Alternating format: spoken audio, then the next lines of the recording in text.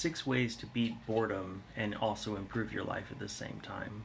I feel like this is extremely applicable considering most of us are still either cautious about going out or stuck at home due to things not opening back up.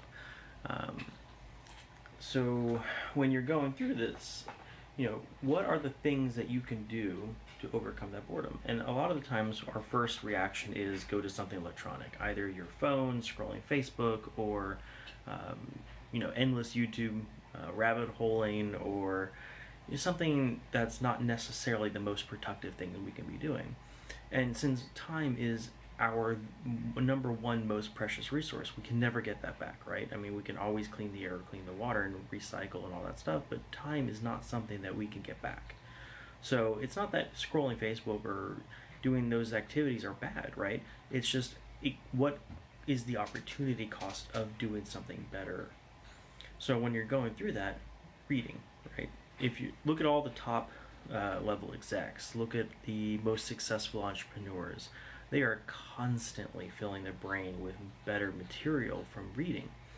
And this is because they are continually learning, right? If you fill your mind with amazing things, when it does collapse, it collapses on something beautiful that you can then rise from the ashes and go and create something new again, because we all crash.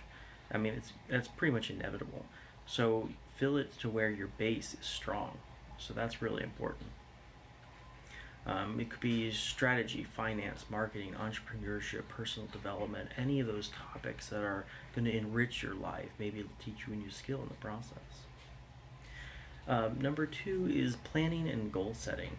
If you don't know where you're going, a lot of the times you're going to have a hard time getting there, right? You're going to let the sails just kind of blow whichever way they want without rudder.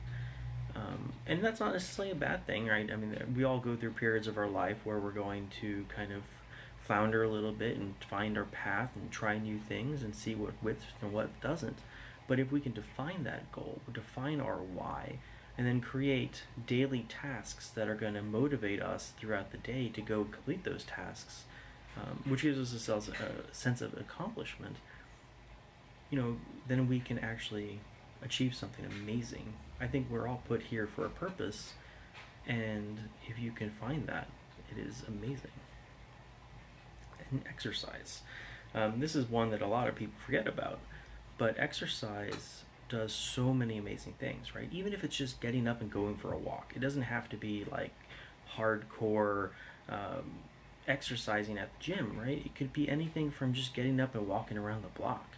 It releases all these amazing brain chemicals that keep us happy, keep us healthy, keep us moving, keep our bodies, right? We're a machine, even though a biological one, but it's got to be moving to be in good health. But it also releases neurotransmitters and brain-derived neurotropic factor, or BDNFs, which allow neuroplasticity to happen, right? It allows us to build the better connections and repair our nerves and things like that. So there's so many huge benefits to actually exercising. And then just disconnect for a while. So often we have that little gap. One thing I've noticed in elevators, right? The moment those doors shut, everybody goes, boop, brings out their phones. Rather than allowing ourselves to have that conversation, to allow our brains to wander a little bit. Our ideas come from those spaces in between.